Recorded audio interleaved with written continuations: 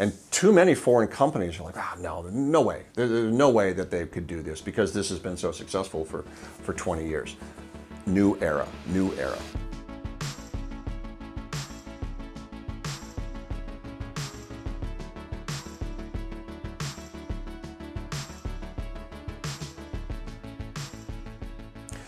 So I think we all have to remember when Xi Jinping came in now 7, 8 years ago here, and some of his first speeches, and he's continued them. His first speeches were around that this is a 新时代, a new era in China. And I guess we're all kind of used to listening to politicians, all of whom around the world say the same thing, and so we kind of didn't believe him as a group. But if you look back over that time, there has been just a mind-boggling set of changes that have happened that are having a direct impact on companies, and not just foreign companies, Chinese companies as well. And I think it's really critical that and now I'm talking about foreign companies, it's really critical that foreign companies pay attention to that and think, okay, this is a new era.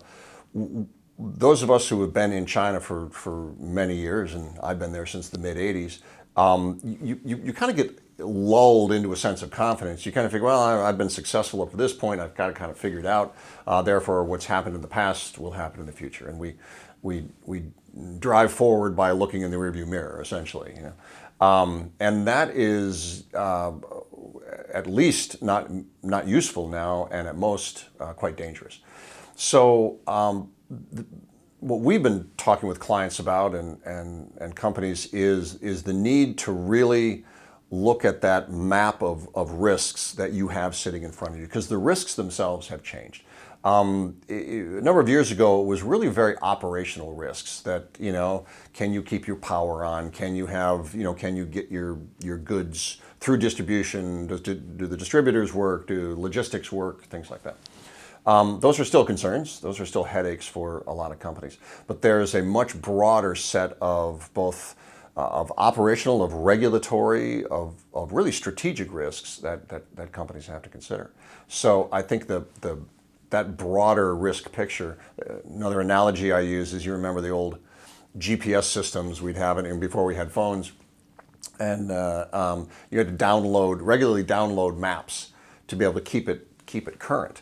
And if you didn't, you'd end up driving in a river or something like that. That's a pretty good analogy for where companies are operating right now. If they don't have the current map of what they could face, they're going to fall into it. They don't have any way of mitigating against it, and it could be a very, very big threat for them. So I think it's all in the context of what is going to continue to be a very tense relationship between the U.S. and China. And it's not just for American companies. This is for foreign companies of all kinds, but the U.S.-China relationship has kind of colored all of that. And there are some irreconcilable differences between the U.S. and China. Phase 1 deal, it's great that it was signed, but it's not going to solve all those things. It's a bit hyperbole, but this is a clash of civilizations. This isn't just a trade war. And so I think for companies operating in China or partnering with China anywhere else in the world, that tension is always going to be over that relationship. There are nationalistic drivers behind, many nations around the world, and certainly China and the U.S. And so that is going to cause a bit of a challenge.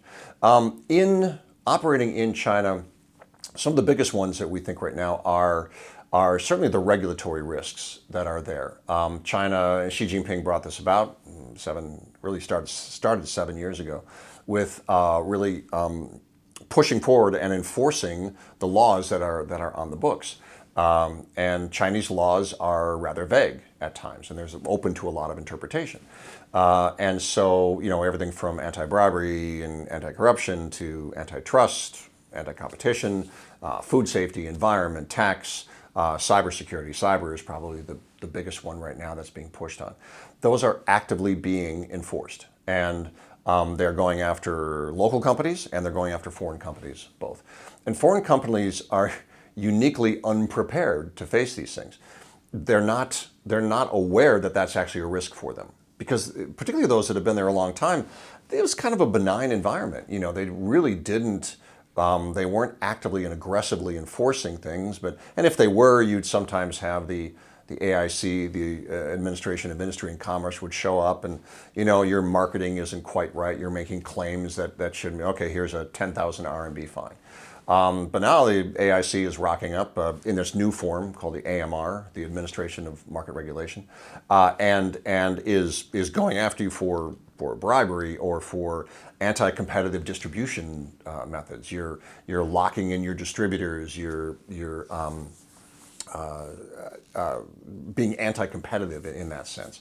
Now, what the Chinese call anti-competitive, foreign companies just call very competitive, and they're using methods and using ways of working that they use around the world, in terms of rebates and in terms of giving away equipment or selling equipment for a very low price and then making money on the consumables that go along with it. Those are very common distribution methods.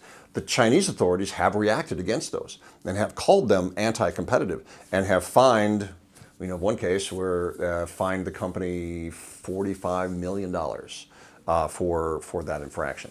And forced them to change a bunch of things. And so not only did they have the fine, but they completely ripped apart their distribution structure, and they had to almost start over again. So back to what I was saying about the risk assessment, you need to know that this could be a possibility.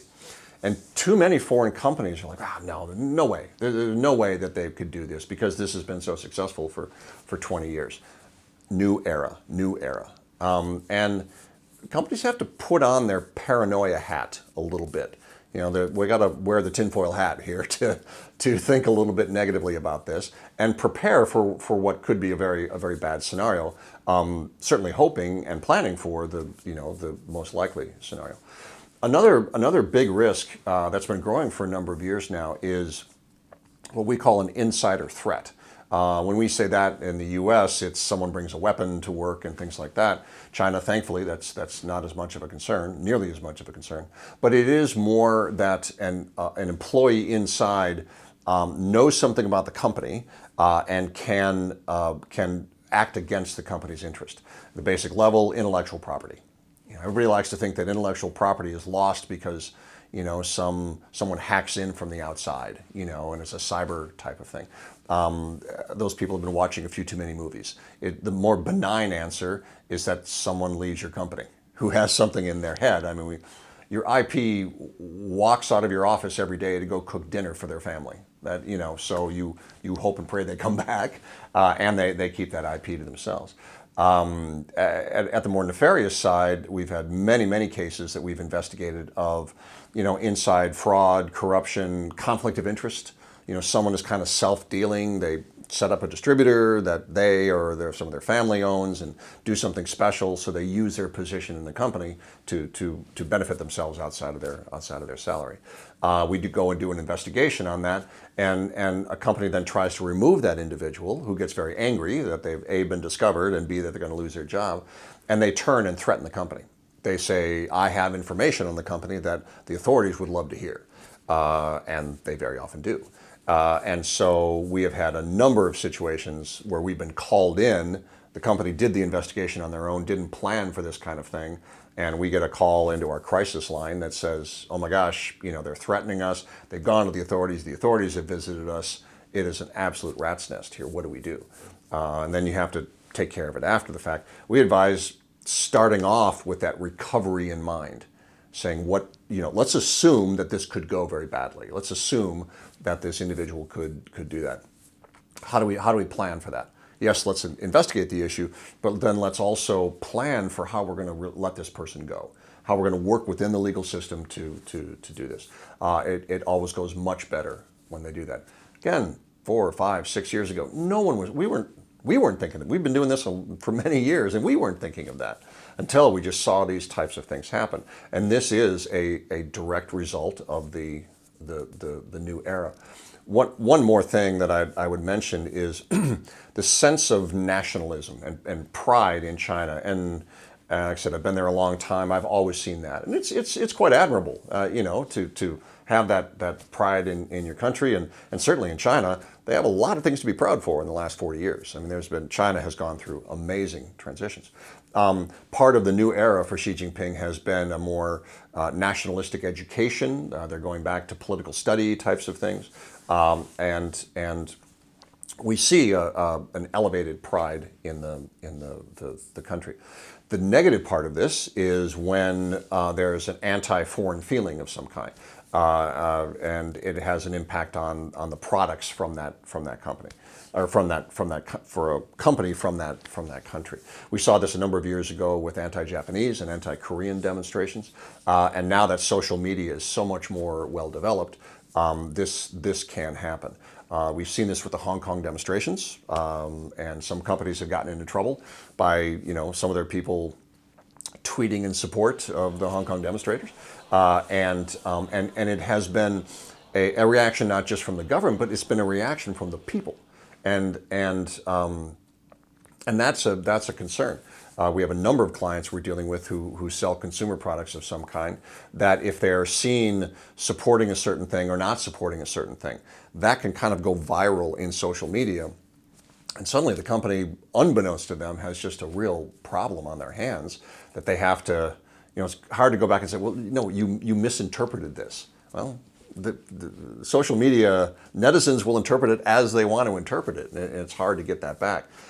Put that in your risk scenarios. What if that happens? What if it goes this direction? What if it goes that direction? What if it lasts more than 48 hours? What if it branches off into something more serious?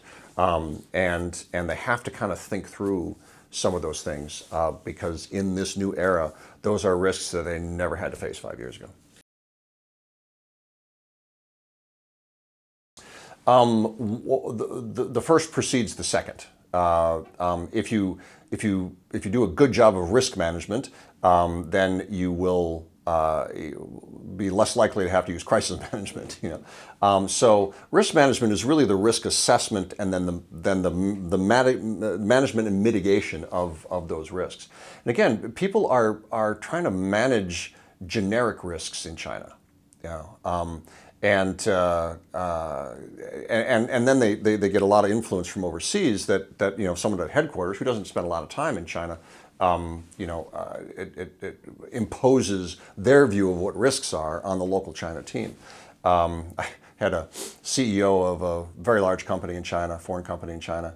She said to one time, she says, "Do you guys have a solution that will prevent my CEO from watching CNN?" Because every time he does, he just, it's not to say something about the CNN reporting, he just gets part of the story. And then he calls me in a panic, usually at 2 a.m. my time in Shanghai, and says, "Oh my gosh, we have all these problems." And she says, "I have to talk him down from the ledge." I said, "Yes, that there is some truth to that. However, there's this and this and this and this and this. Let me give you a bigger picture of the whole problem." So it's that risk assessment, and then saying, okay, for each of these risks, what are going to be the triggers? What are the scenarios under this could happen? What are the triggers for this? I mean, right now, let's go back to that nationalistic, fervor thing that I talked about. And everybody worries about, China kicking them out because they're from a country of a certain origin. That's right now. There's none of that talk even happening right now. But the next step is not to do that. The next step is that you see a rise in social media, very slowly and very subtly. Then you see some demonstrations on the street. Then you see bricks being lobbed through, shops of that country's origin. The step by step by step by step. When you think of that scenario, you think of the steps in there, and then you say, okay, here's a trigger, here's a trigger, here's a trigger. At this trigger, we determine we need to take action, and here's the action we'll take. As opposed to, oh my gosh, this just happened. That's when you call, crisis experts like us, and then you say, oh my gosh, this just happened. Well, it was happening and you just didn't pay attention to it. You can still manage it up at the crisis level, but it's a lot harder. Typically, there's a lot more damage, and the recovery is a lot worse. So strangely, we're great at managing crises. We enjoy doing it. We would rather not get that phone call, to be honest. We'd rather get the phone call at the beginning.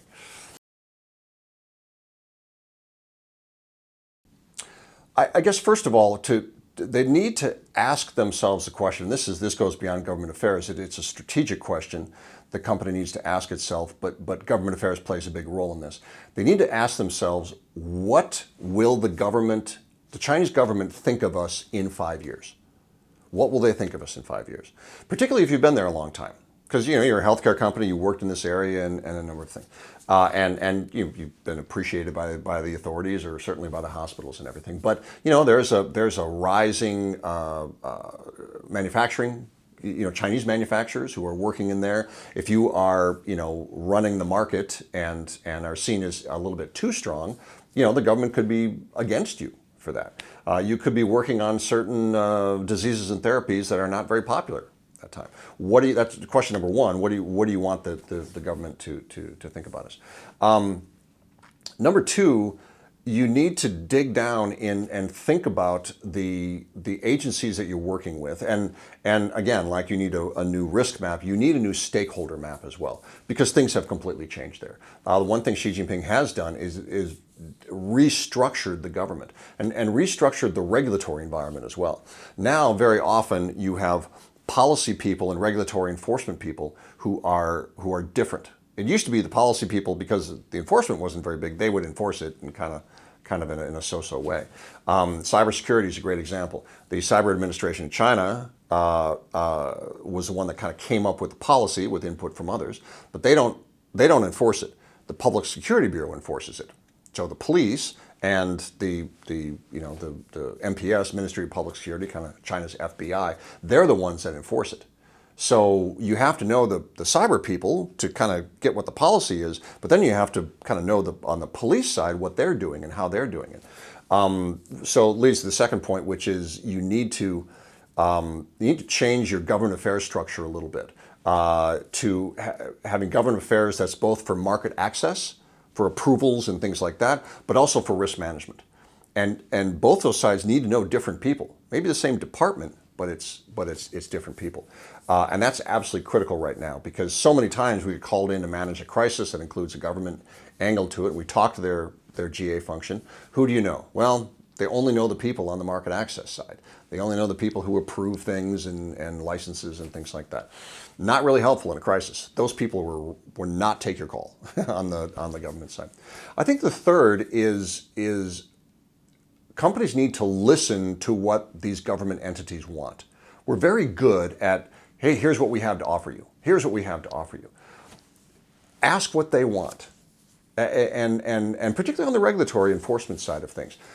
We've seen a very positive attitude on the enforcement side towards foreign companies.